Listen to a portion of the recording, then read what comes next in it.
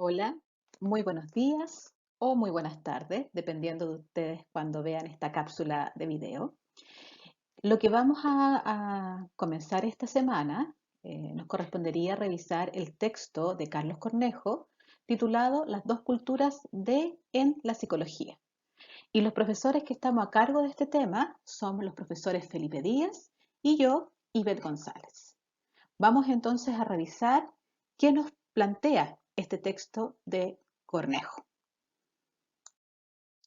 Uno de los planteamientos importantes que aparecen en este texto nos dice relación con estos momentos de crisis de la psicología. Son varios autores a lo largo de la historia de la psicología que nos han señalado que la psicología está viviendo una crisis. ¿Mm? Esto ha aparecido durante el siglo XX esencialmente. ¿Y qué ha pasado con esta concepción de crisis, no? Va cuestionando el estatus científico de la psicología, como también la inadecuación de la metodología de las ciencias naturales. Todo este método científico que nos parece importante resaltar en la psicología como una disciplina científica empieza a ser crisis, ¿no? Y especialmente pensando en los métodos científicos que están incorporados dentro de las ciencias naturales, que tiene que ver con la experimentación, con las hipótesis, la contrastación de hipótesis, ¿sí? Y por tanto, hay una crisis importante en pensar esta metodología que sea solo propia de las ciencias naturales y de las cuales nosotros extraemos para la psicología también este estatus científico, ¿no? A partir de la metodología que se plantea. El debate en la psicología ha estado centrado en algunas posiciones, ¿no? Especialmente dos grandes posiciones que nos hacen pensar respecto a cómo se puede vivenciar estos elementos científicos de la psicología. La primera nos plantea que cualquiera fuera el método de estudio, el objeto de estudio de la psicología, debe basarse en el método científico, específicamente de las ciencias naturales, de la física, por ejemplo, ¿no? Estar basado en la formulación de hipótesis y que nos va a permitir hacer un contraste empírico que puede verificar o falsear las hipótesis que hemos creado para poder acceder a este objeto de estudio. Lo importante de esta posición nos habla de la preservación del método. Acá lo importante es que el método científico se siga de forma rigurosa. Y esta aproximación de este estudio, ¿no?, del objeto de la psicología se ha ido conociendo con el nombre de lo científico o lo cientificista. Por otra parte, tenemos una otra posición que empieza a ser una pugna importante respecto a esta identificación más científica o cientificista, que tiene relación con otra manera de aproximarse al objeto de estudio, ¿no? ¿Qué es lo que nos dice esta otra postura? Que debemos mirar y revisar el carácter particular del objeto de estudio de la psicología, ¿ya? Y por tanto, la idea es poder diferenciar con el objeto de estudio de las ciencias naturales, de la física y de la química. La idea es que tenemos que diferenciar de alguna manera nuestro procedimiento de las ciencias naturales, porque hay una especificidad propia de los fenómenos psíquicos y por tanto hay que crear metodologías también alternativas para con las cuales podamos acceder a estos fenómenos psíquicos. ¿Mm? Y además, como un tercer punto importante de esta posición, es que debemos conocer las características propias del objeto del cual investigamos, por sobre la aplicación del método científico. Entonces tenemos que ir a lo particular, a lo que le sucede a la persona, ¿no? A un carácter mucho más específico, más que estos diseños tan amplios, ¿no?, que plantea las ciencias naturales de cómo observar el fenómeno, de cómo observar el objeto de estudio. Aquí lo importante es la historia de lo psíquico, la historiosidad de lo psíquico, el contexto sociocultural en el cual se encuentran estos fenómenos y a los cuales vamos a ir también a mirar, a acceder. Y nos vamos a aproximar al sentido que le dan, al significado que le da, por ejemplo, una persona frente a un hecho particular. ¿Mm? En el otro conocimiento, ¿no? Esta identificación más científica, nos interesa seguir resguardar ciertas hipótesis, comprobar preguntas, ¿no? En este caso aquí también vamos a tener una pregunta de investigación, siempre nos va a guiar una pregunta de investigación para guiarnos a nuestro objeto de estudio, pero la importancia está dada en lo, lo propio del sujeto, el sentido que le da la persona a lo que está sucediendo, por ejemplo, a lo que está vivenciando. Y esto se identifica como una aproximación hermenéutica comprensiva, que es la otra posición que se contrapone de alguna manera, si aparece, ¿no? Como una posición que se contrapone a este método más cientificista en un periodo propio de la psicología. Es así como a partir de estas diferencias se va a posicionar una mirada más científica y otra mirada más hermenéutico-comprensiva para acceder a los fenómenos psicológicos.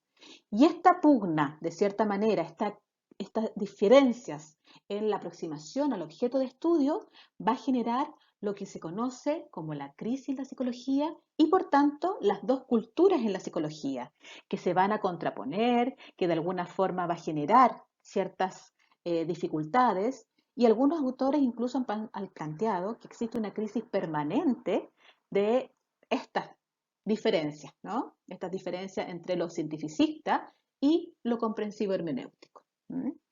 Especialmente estas dificultades ha venido generando una crítica importante al área cientificista, ¿no? Que ha sido el paradigma dominante en las investigaciones en psicología, en la aproximación al estudio de nuestro objeto de estudio en la psicología.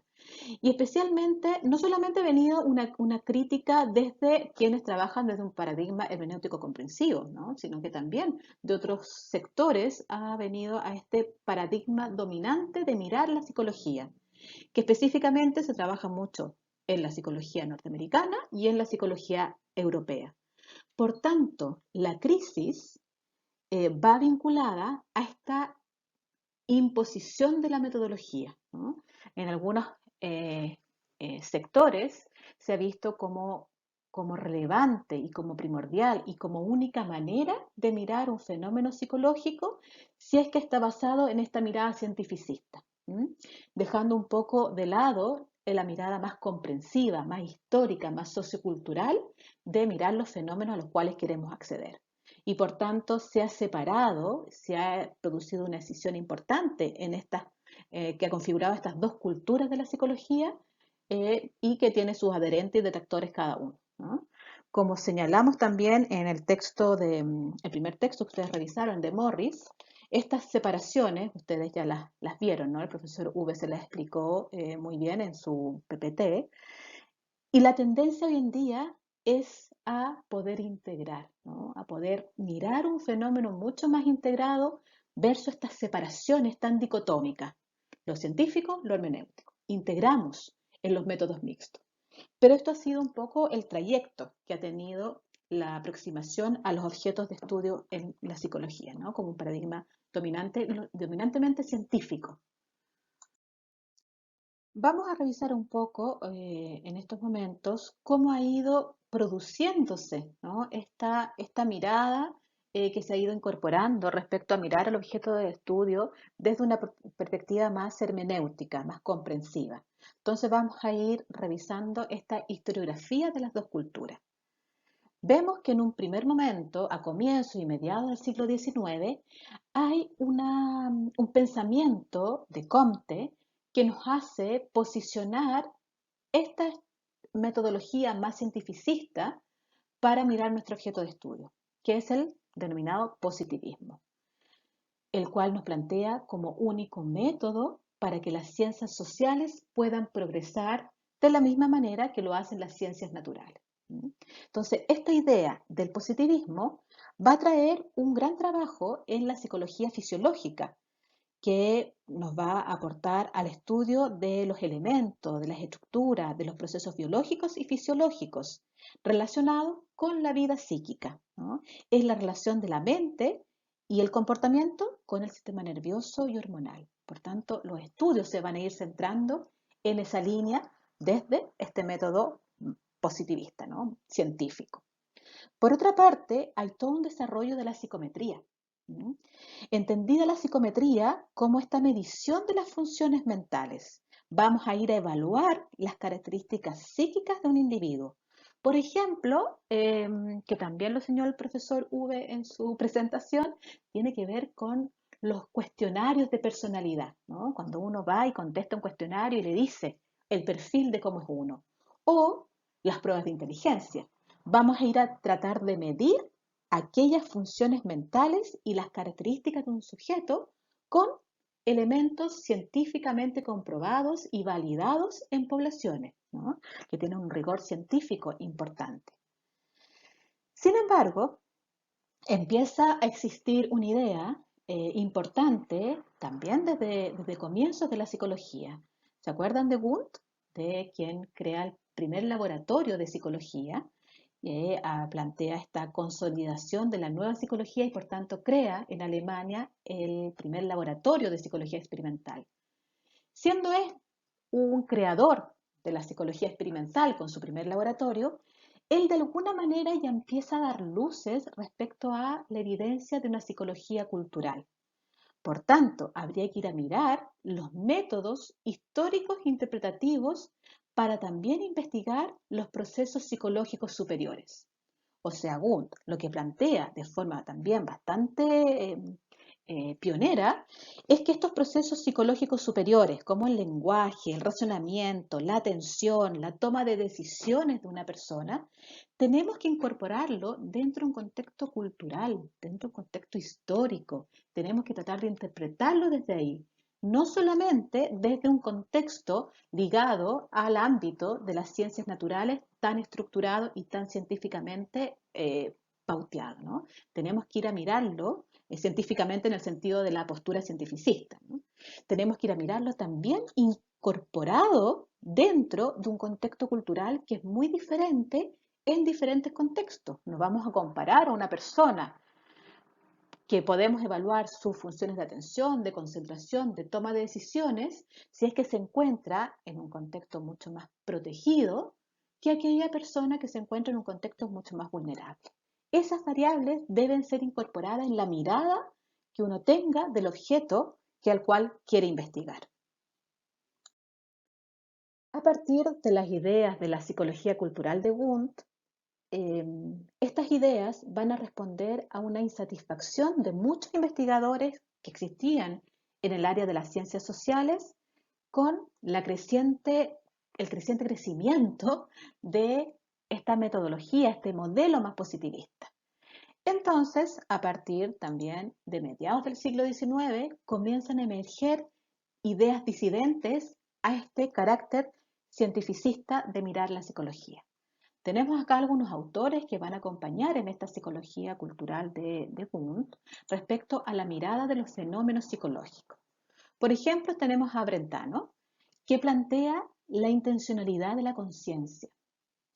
Todo acto psíquico está referido o dirigido a un objeto frente al cual actuamos.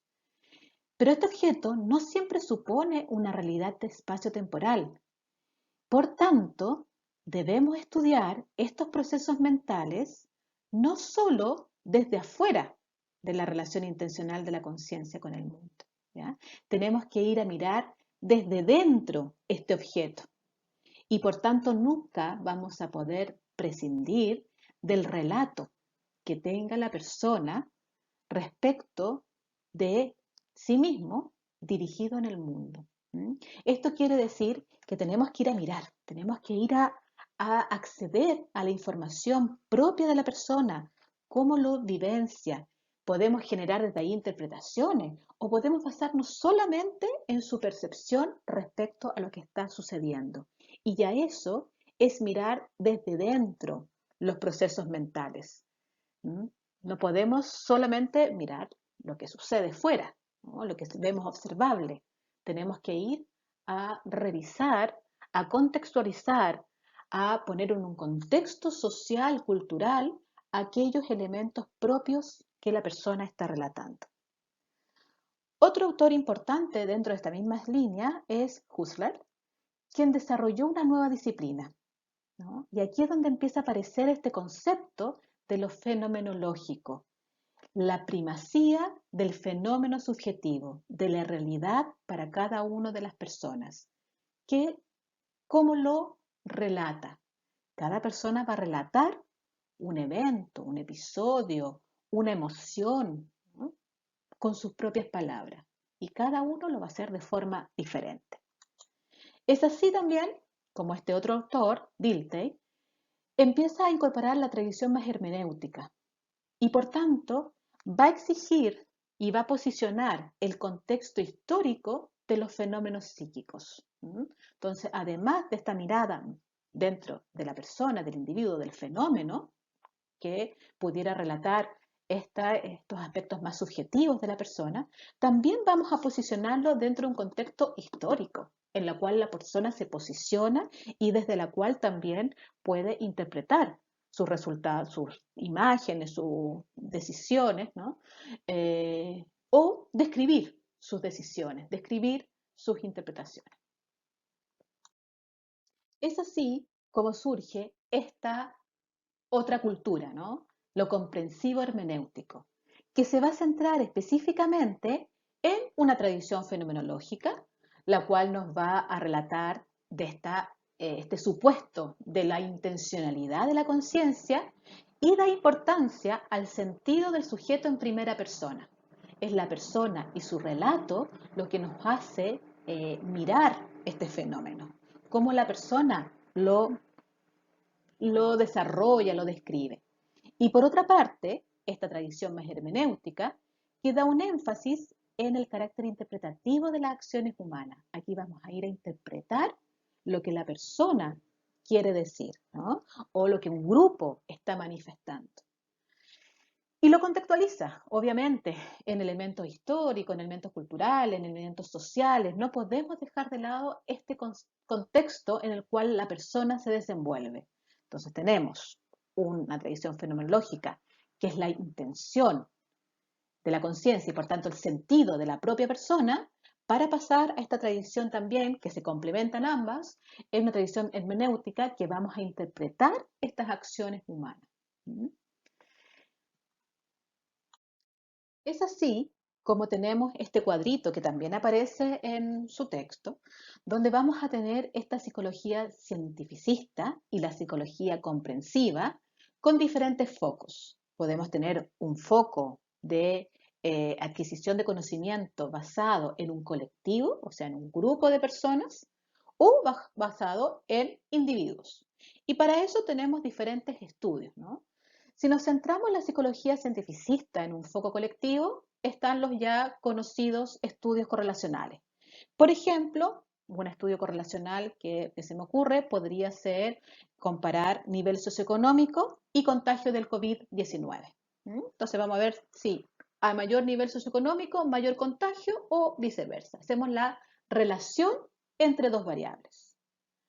Y para la misma psicología cientificista, pero en foco en individuos, tenemos estos estudios experimentales que también ya lo han revisado y los han mirado, que podría ser, por ejemplo, un grupo experimental, un grupo control y también podríamos tener un grupo placebo, donde vamos a evaluar la incidencia de la cloroxina en el combate del COVID-19. Entonces vamos a un grupo control, no le vamos a dar nada, un grupo placebo le vamos a dar un placebo y un grupo experimental vamos a probar este medicamento, a ver qué tal funciona. Esos son estudios experimentales, donde manipulamos la variable que estamos, donde intervenimos de alguna manera la variable, ¿no? En estos tres grupos diferentes tenemos, obviamente, intervenciones distintas.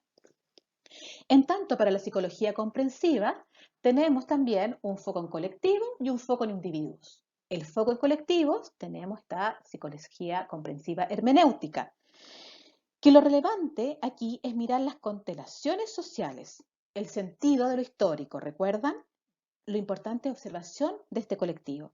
Por ejemplo, si seguimos con nuestro estudio del COVID-19, ¿no? Que está tan de moda hoy en día y que nos tiene así haciendo estas clases a la distancia, podríamos revisar cuál es el imaginario social frente al contagio del COVID-19. ¿Qué piensan las personas frente al contagio del COVID-19?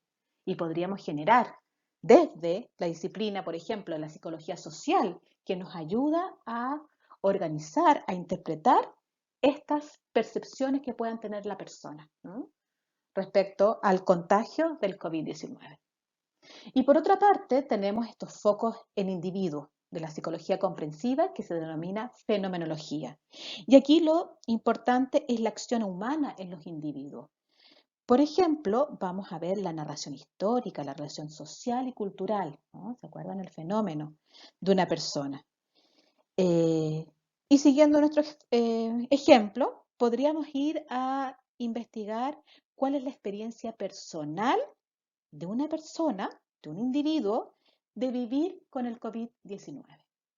Ahí vamos a adquirir este fenómeno particular de la persona que nos va a narrar sus vivencias, sus percepciones, su manera que tiene de mirar este problema sanitario.